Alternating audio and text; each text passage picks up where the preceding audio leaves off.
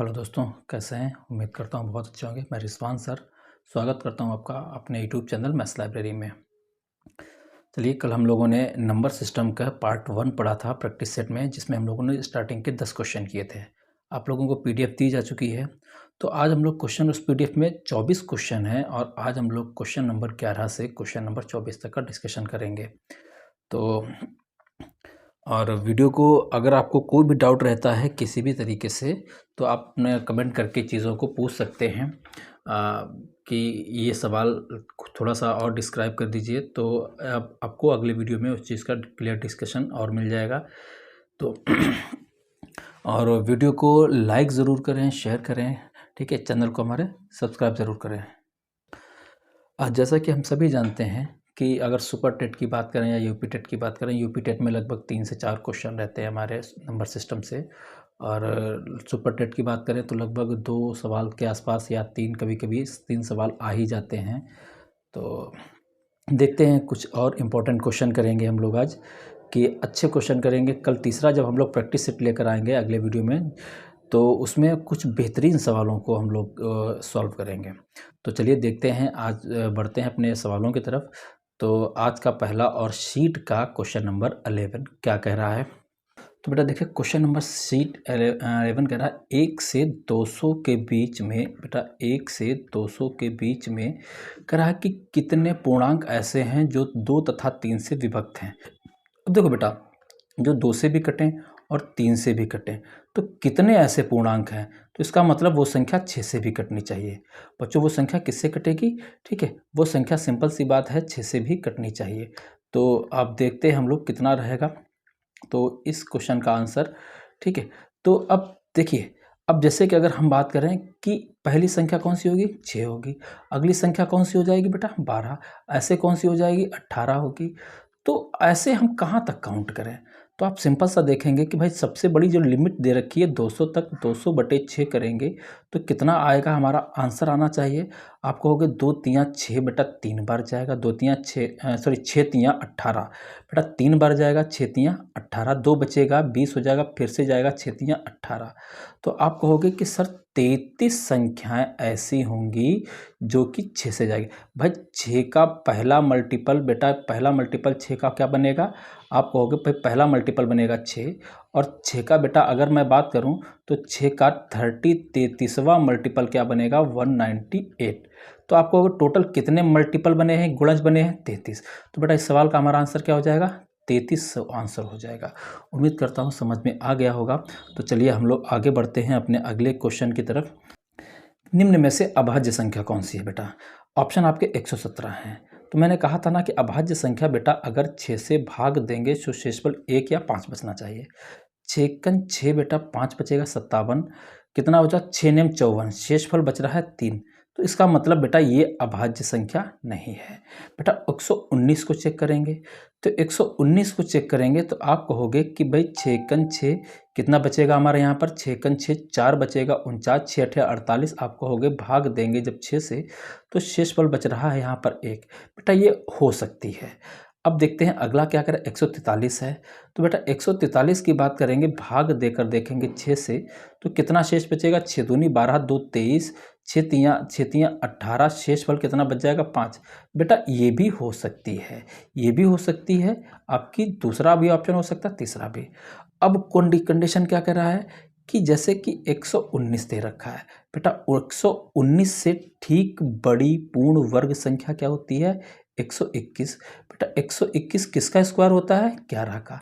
मतलब कि हमें 11 तक चेक करना है इसमें, कि अगर ये 11 तक कट गई तो ठीक है, नहीं तो ये किसी से नहीं कटेगी। तो भाई 3 से चेक करेंगे, सम ऑफ डिजिट चेक, 3 का रूल कहता है कि सम ऑफ डिजिट जो है अंकों का योग 3 से कटना चाहिए।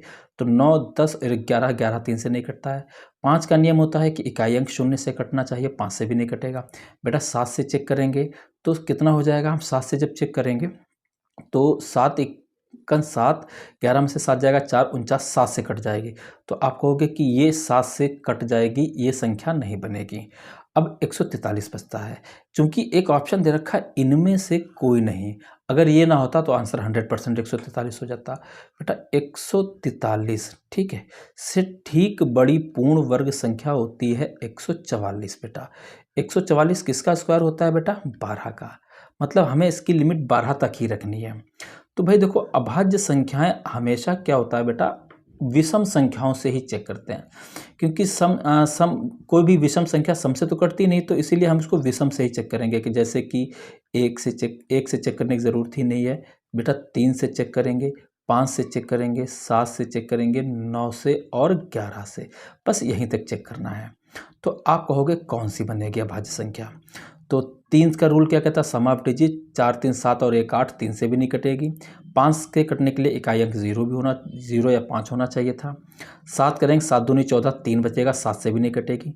9 से चेक करेंगे, 9 का भी सम ऑफ डिजिट 9 से कटना चाहिए, 9 से भी नहीं कट रही है। 11 से चेक करेंगे, आप कहोगे कि ये हो जाएगा 3 1 4 और 4 अंतर 0, तो यानी कि इसका मतलब है ये 11 से कट जाएगी, तो ये भी आपकी अभाज्य संख्या नहीं होगी। ठीक है, तो आंसर क्या हो जाएगा? इनमें से कोई नहीं। आंसर क्या हो जाएगा? इनमें से कोई नहीं। बहुत बढ़िया। तो हम लोग अगले सवाल की तरफ बढ़ते हैं, देखते हैं अगला क्वेश्चन क्या कह रहा है। जब तक हम इसको हटा देते हैं, वरना अगले क्वेश्चन में हमको ये डिस्टर्ब करेगा। ठीक है, तो खैर देखते हैं अब अगला सवाल क्या कह रहा है हमारा है। नेक्स्ट क्वेश्चन नंबर 13 बेटा है हमारा। ठीक है, क्वेश्चन नंबर 13 है कि यदि 653xy बेटा क्या कह रहा है? यदि 653xy कह रहा है, ठीक है, ऐसी संख्या है जो 80 से पूर्णतः विभक्त है, तो x प्लस वाई का मान कितना होगा? बेटा देखो संख्या 80 से पूर्णतः विभक्त है तो सिंपल सी बात है, 80 से विभक्त होने के लिए संख्या का इकाई अंक 80 का 0 है बेटा, तो इस संख्या का भी इकाई अंक 0 ही होगा। तो आप कहोगे कि y बराबर हमको मिलेगा 0। अगर y से मिला है, अब 80 के फैक्टर हमने किए तो बेटा क्या मिलेगा? एक तो 8 गुणे 10 मिलेगा। बेटा अगर 10 हटा दें तो आप कहोगे कि अब जो 0 को हटाने के बाद संख्या 8 से कटनी चाहिए, यानी कि 53x हो जाएगा बेटा। अब इसको काटेंगे बेटा 8 से, तो अब कितना बचेगा? आपने कहा कितना बचेगा? यहाँ पर सिंपल सा देखेंगे, 8 छंग 48 बेटा कितना हो जाएगा? 48 माइनस करेंगे, कितना बचेगा? यहाँ पर 5 बचेगा। अब 5 दहाई का अंक है, कहोगे 8 सत्ते 56 बचेगा। क्या होना चाहिए? 56 ही होना चाहिए। तो आप समझ गए होंगे कि बेटा x का मान कितना है। x बराबर यहाँ पर आ गया हमारा है 6। बेटा कितना आ गया? x बराबर आ गया है 6। पूछ रहा है x प्लस वाई, तो इन दोनों का बेटा योग कितना हो जाएगा? 0 + 6 बराबर 6 ही हो जाएगा। आपका ऑप्शन नंबर 4 हो जाएगा, 6 हो जाएगा। उम्मीद करता हूँ ये भी क्वेश्चन समझ गए होंगे। तो चलिए आगे बढ़ते हैं अगले सवाल की तरफ, कि इसी तरीके से आप लोग बस मेहनत करते रहिए, लगातार चीज़ों को देखते रहिए। ठीक है, हम इस बात को कह सकते हैं कि आपके क्वेश्चन अच्छे हम लोग कराएंगे। ठीक है, बहुत अच्छे करेंगे, अच्छे नहीं बहुत अच्छे अगले सेशन में जो भी करेंगे बहुत ज़बरदस्त क्वेश्चन करेंगे। तो अगला क्वेश्चन नंबर कह रहा है, बहुत ही आसान सवाल है, कि कह रहा है कि पाई है एक। बेटा पाई क्या है? क्या सम संख्या है? बहुत आसान सवाल है, सभी को पता चलेगा। बेटा ये यूपी टेट 2022 में आपको जो 23 जनवरी को एग्ज़ाम हुआ था, इस पेपर में भी ये सवाल था। ठीक है, कि पाई क्या है? बेटा पाई क्या है? एक अपरिमेय संख्या है। पाई क्या है? एक अपरिमेय संख्या है। तो उम्मीद करता हूँ ये भी क्वेश्चन आपका क्लियर हो गया। 2022 23 जनवरी को आया था। ये पाई एक अपरिमेय संख्या है। तो अगले क्वेश्चन की तरफ देखते हैं। कह रहा है 22/7 क्या है बेटा? ठीक है, 22/7 क्या है? अब हमें पता है बेटा कि जिस संख्या को x/y के रूप में लिखा जा सकता है, वो संख्याएं कैसी होती हैं? परिमेय संख्याएं होती हैं। वो संख्याएं बेटा कैसी होती हैं? परिमेय संख्या। तो इस क्वेश्चन का आंसर हो जाएगा परिमेय संख्या हो जाएगी।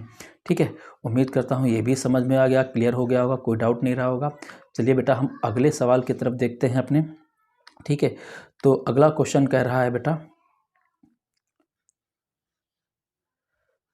ठीक है, अगला सवाल देखते हैं क्या कह रहा है हमारा, एक मिनट बेटा देख लेते हैं इसको भी।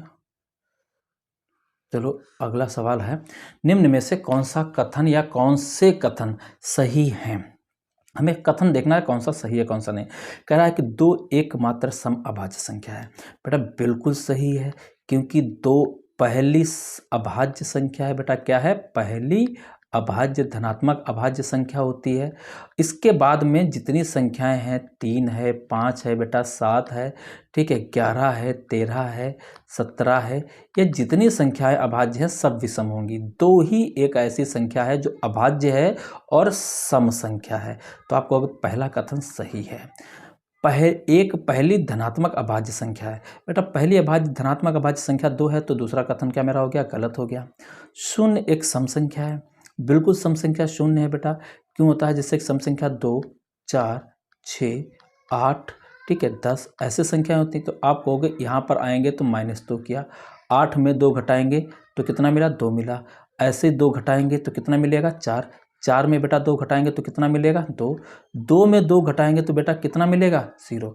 तो 0 किस श्रेणी में आ रहा है? सम संख्या की सीरीज में आ रहा है।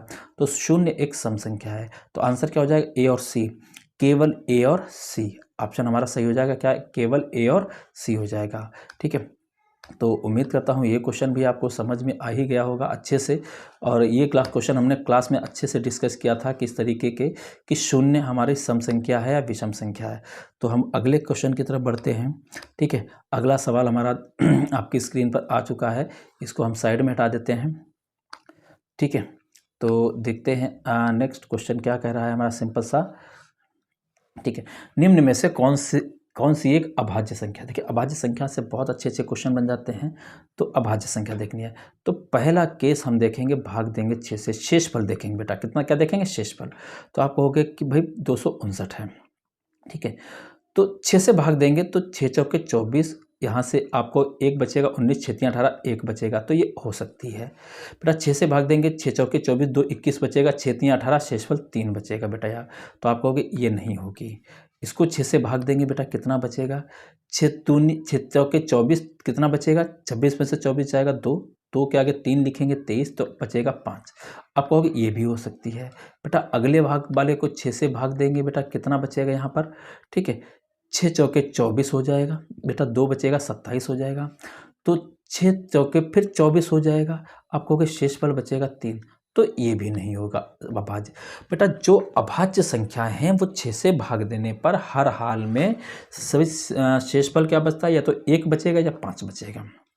तो अब या तो 259 होगा या 263 होगा। तो बेटा 259 को देखते हैं। ठीक है, 259 से ठीक बड़ी पूर्ण वर्ग संख्या 289 होती है। बेटा किसका स्क्वायर होता है? ये है 17 का। तो हमें 17 तक ही चेक करना है, जितनी विषम संख्याएं हैं क्या कटता है। तो आप देखेंगे भाई 3 से काटेंगे, सम ऑफ डिजिट करेंगे, 3 से 9 तो कट जाता है, 5 2 7, 3 से नहीं कटेगी, 5 से भी नहीं कटेगी। ठीक है, 7 से चेक करेंगे, 7 3 21, 4 49, 7 से कट जाएगी बेटा। ये किससे कटेगी? 7 से। तो आपको ये भी नहीं होगी। तो बची क्या है हमारे पास? ऑप्शन नंबर 3 बचा है। ऑप्शन नंबर 3 क्या हो जाएगा हमारा? ऑप्शन नंबर 3 सही आंसर हो जाएगा। 263 एक अभाज्य संख्या है। ठीक है, उम्मीद करता हूँ समझ में आ गया होगा। ठीक है, तो ये अगले सवाल की तरफ देखते हैं हम लोग क्या कह रहा है। ठीक है, क्वेश्चन नंबर 18 कह रहा है, निम्न में से कौन सा कथन असत्य है? निम्न में से कौन सा कथन असत्य है? गलत कथन को छांटना है बेटा। ठीक है, अब ऑप्शन दे रखे हैं। पहला है 0.2348 234823 एक परिमेय संख्या है। देखो बेटा क्या होता है कि वे सभी परिमेय संख्याएं होती हैं जिनको हम x/y रूप में लिख सकते हैं। तो अब देखो 0 दशमलव कह रहा है 2348 2348 2348 2348, यानी कि बेटा किन अंकों की रिपीट हो रही है? 2348 2348 की। फिर देखो बेटा कितने की हो रही है? 2348 आ रहा। फिर ऐसे ही आगे आएगा 2348 आएगा। तो आप कहोगे 2348 की रिपीटिंग हो रही है। तो इसका मतलब इसको बेटा हम 0.2348 लिख सकते हैं और इस पर क्या लगा सकते हैं? वार। अगर वार लग गया है तो इसका मतलब ये 100% बेटा x/y रूप में आ जाएगी। अगर आ जाएगी तो ये परिमेय संख्या है, तो इसका मतलब हमारा क्या हो जाएगा, ये संख्या है। ये कथन गलत नहीं है, ये सही है। अगला, वे सभी संख्याएं परिमेय संख्याएं होती हैं जिन्हें भिन्न के रूप में लिखा जा सकता है। बिल्कुल सही है। भिन्न के रूप का मतलब है x बटे वाई के रूप में। ये भी कथन बेटा सही है। कह रहा है कि 0.1234567 एक परिमेय संख्या है। देखो बेटा, परिमेय संख्या कौन सी होती हैं, जो x बटे वाई के रूप में लिखी जा सकती हैं। अब इस संख्या को दशमलव के बाद में बेटा अपने आप को कहीं पर रिपीट नहीं कर रही है। जो डेसिमल दशमलव के बाद में नॉन रिपीटिंग संख्याएं होती हैं बेटा, वो सब संख्याएं क्या होती हैं, अपरिमेय संख्याएं। दशमलव के बाद में जो अपने आप को रिपीट नहीं करती हैं वो क्या होती हैं, अपरिमेय संख्याएं। तो ये कथन बेटा गलत है और इसमें गलत को ही पूछा गया है। ऑप्शन नंबर क्या हो जाएगा हमारा, 3।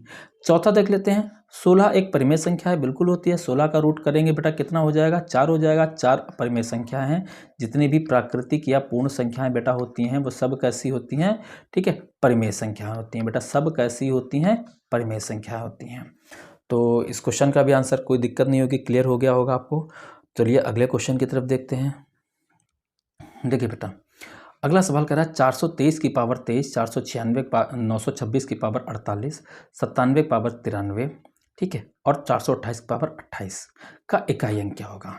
देखिए बेटा, अब अगर यहाँ पर से समझो इसको, केस को बड़ा आराम से समझ सकते हैं। देखो बेटा, यहाँ पर क्या है, एक विषम संख्या है, एक सम संख्या है। अगर किसी भी सम संख्या का आप गुणा करेंगे, किसी भी बेटा सम संख्या की गुणा करेंगे, कोई भी सम संख्या x y z कुछ भी हो बेटा, इसकी गुणा अगर मैं एक सम संख्या से कर दूं तो हमेशा आंसर हमको एक सम संख्या ही मिलता है, उत्तर हमको एक सम संख्या ही मिलता है।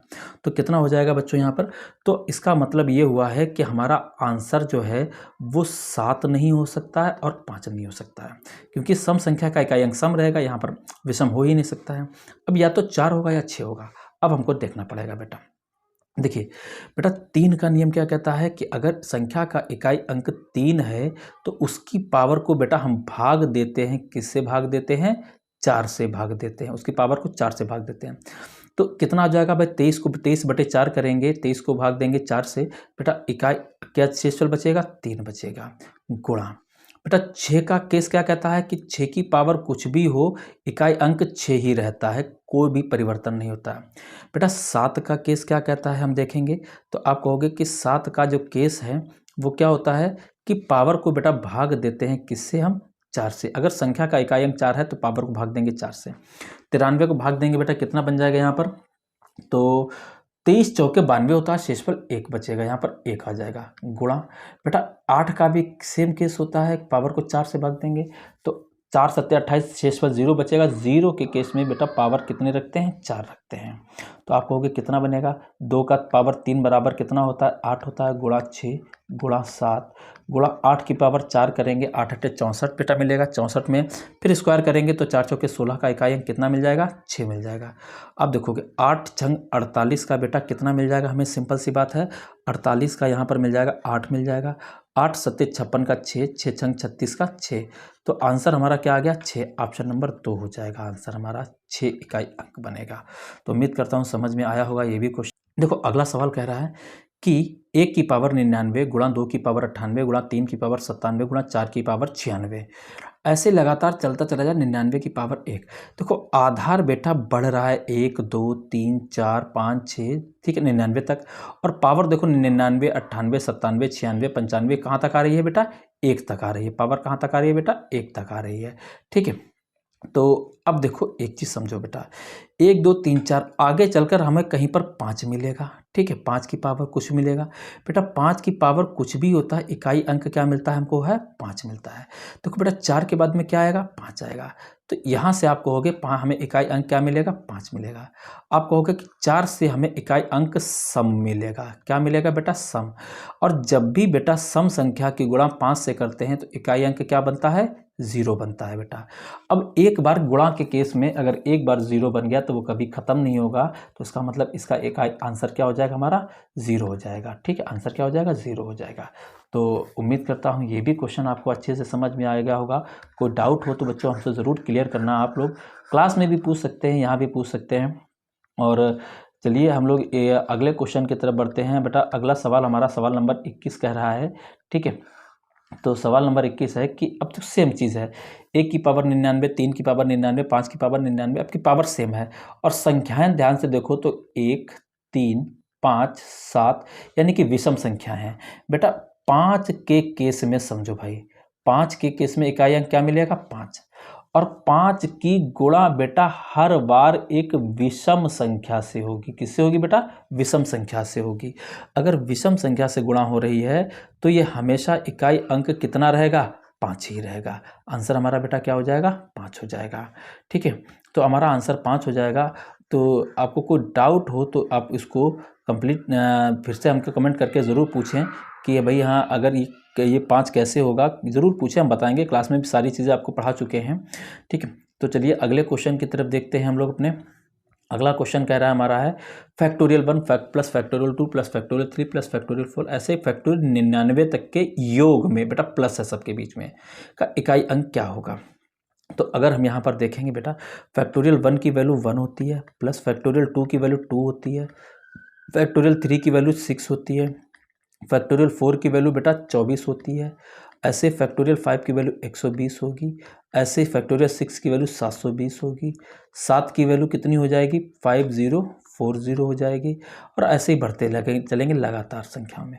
अब एक चीज़ देखो बेटा, ये फैक्टोरियल 5 है, फैक्टोरियल 5 से बड़े जितने भी फैक्टोरियल होंगे सबका इकाई अंक क्या होता है बेटा 0। अब आप एक बात बताओ, 120, 720, 5040 या इसके आगे जितनी भी संख्याएं हैं सबका योग करोगे तो आप कहोगे 0 प्लस 0 प्लस 0 प्लस 0 प्लस 0, जितनी बार भी जोड़ोगे आपको इकाई अंक क्या मिलेगा 0। तो आप कहोगे कि सर 120 के बाद में हमें इकाई अंक क्या मिलने वाला है 0। तो डिपेंड कहाँ पर करेगा इकाई अंक हमारा, इन प्रारंभिक पहले के 4 फैक्टोरियल पर। आप कहोगे 4, 6, 4, 10 का 0 हो जाएगा, 0, 2, 2 हो जाएगा, 2, 1, 3 हो जाएगा। तो कुल मिलाकर इकाई अंक बेटा कितना मिला 3 मिल गया। कुल मिलाकर इकाई अंक कितना मिल जाएगा 3 मिल जाएगा। तो इस क्वेश्चन का आंसर हमारा क्या हो जाएगा। ठीक है, अब यहाँ पर बेटा 2 ऑप्शन सेम हो गए हैं, किसी एक ऑप्शन को बेटा कट करके यहाँ पर 3 लिख लीजिए, किसी एक ऑप्शन को कट करके 3 लिख लीजिए। आंसर हमारा कितना आ जाएगा 3 आ जाएगा। ठीक है, अब देखो फिर से एक बार समझो, अगर 120 का 0 मिलेगा, यहाँ से ये सबके इकाई अंक 0 है, इनको कितनी भी संख्याएं हो जिनका इकाई अंक 0 हो जोड़ोगे तो बेटा आपको इकाई अंक क्या मिलेगा 0 ही मिलेगा, हमेशा 0 ही मिलेगा। तो मतलब 120 के बाद में जितनी भी संख्याएं जोड़ोगे उनका इकाई अंक 0 मिलेगा।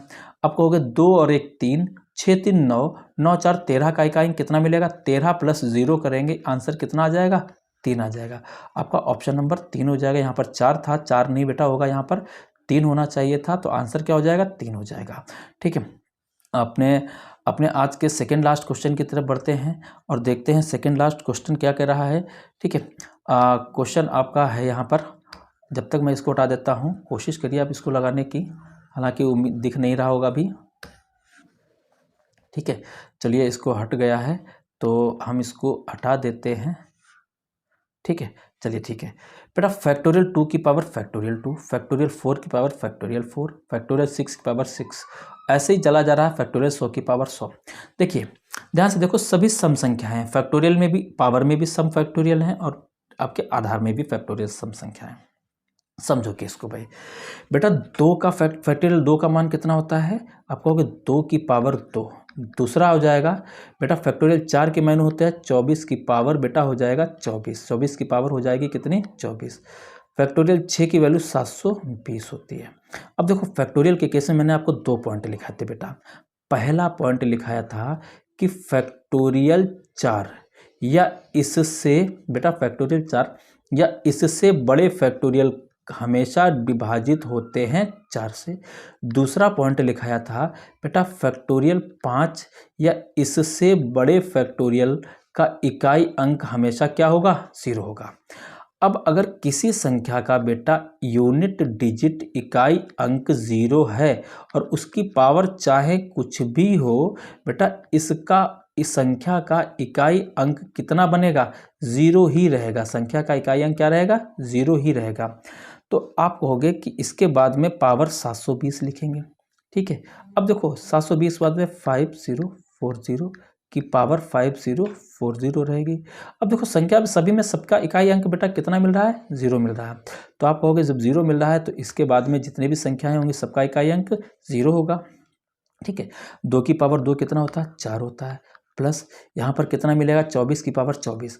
तो आप देखो अगर संख्या का इकाई अंक बेटा, अगर बेस की संख्या का इकाई अंक 4 है और उसकी पावर सम है, तो इस केस में बेटा आंसर कितना होता है, तो इसका इकाई अंक हमेशा 6 ही रहता है, ठीक है। तो आपको यहाँ से 6 मिलेगा, 6 4 10, 10 का 0 हो जाएगा और 0 + 0 बराबर कितना मिलेगा, हमें 0 मिलेगा। तो इसका मतलब इसका आंसर हमारा क्या हो जाएगा, ऑप्शन नंबर 4 हो जाएगा बेटा, ठीक है। चलिए हम लोग आगे बढ़ते हैं अगले सवाल की तरफ। क्या कह रहा है, क्वेश्चन नंबर 24 हमारा कह रहा है बेटा 5 के प्रथम 15 गुणजों के योग का इकाई अंक क्या होगा। बेटा 5 के प्रथम 15 गुणज, 15 गुणज कौन से होंगे, तो आप कहोगे कि भाई 5 होगा प्लस पहला का योग, गुणजों के योग 5, 5 दूना 10, 5 तियां 15, ऐसे ही बेटा करेंगे 15 पचे 75 हो जाएगा। कितना हो जाएगा, 75 हो जाएगा। तब आप कहोगे भाई 75 है। देखो बेटा ध्यान दो, योग क्या होता है, देखो योग क्या होता है, ऐसे में जो योग होता है बेटा क्या होता है, ठीक है। आप कहोगे कि सर योग होता है औसत गुणे कुल संख्याएं, औसत गुणे कुल संख्याएं। बेटा कितना होता है, औसत गुणे कुल संख्याएं होता है। और औसत क्या होता है, अगर बेटा संख्याओं का डिफरेंस सर्वांतर अंतर बेटा समान हो। देखो भाई पहली से दूसरी का अंतर निकालेंगे बेटा, यहाँ से 5 निकलेगा, फिर 5 निकलेगा, फिर 15 से 20 का 5 निकलेगा। तो आप कहोगे जब डिफरेंस बेटा समान हो, बराबर हो, डिफरेंस क्या हो, बराबर हो, तब औसत होता है पहली संख्या 5 प्लस अंतिम संख्या 75/2 होता है। अब गुणा करेंगे बेटा, किससे करेंगे गुणा, आप कहोगे गुणा करेंगे टोटल संख्या, कुछ संख्या 15 गुणज हैं तो 15 ही होगा। तो इसको सॉल्व करेंगे, ये बेटा 80/2 40, 40 की गुणा करेंगे बेटा किससे, 15 से, ठीक है। तो इकाई अंक कितना बन जाएगा, 0 बन जाएगा बेटा, इकाई अंक कितना बन जाएगा, 0 बन जाएगा। तो उम्मीद करता हूँ ये क्वेश्चन भी आपको समझ में आया होगा, ठीक है। तो खैर ए गुणजे को योग का इसका आंसर क्या हो जाएगा हमारा, ठीक, इसका आंसर हो जाएगा हमारा 0 हो जाएगा, ठीक है, इसका आंसर 0 हो जाएगा। तो आज का सेशन उम्मीद करता हूँ आपको पसंद आया होगा। तो ऐसे ही बस साथ बने रहिए, आप जितने भी डाउट रहेंगे आपको ज़रूर दूर करेंगे। और कल विभाज्यता के डिविजिबिलिटी रूल्स के, आपको जो विभाज्यता के नियम से डिविजिबिलिटी रूल से कल कुछ क्वेश्चन उठाएंगे, और डिविजिबिलिटी रूल्स के अलावा आपके शेषफल प्रमेय से क्वेश्चन रहेंगे, रिमाइंडर थ्योरम से बेहतरीन सवालों को उठाएंगे जो प्रीवियस ईयर्स में आए हुए होंगे। अच्छे सवालों को करेंगे हम लोग। तो जब तक के लिए आप लोग खुश रहिए, बस स्वस्थ रहिए, मस्त रहिए और अपनी सेहत का बहुत ध्यान रखिए, और मिलते हैं अगले वीडियो में। जय हिंद दोस्तों।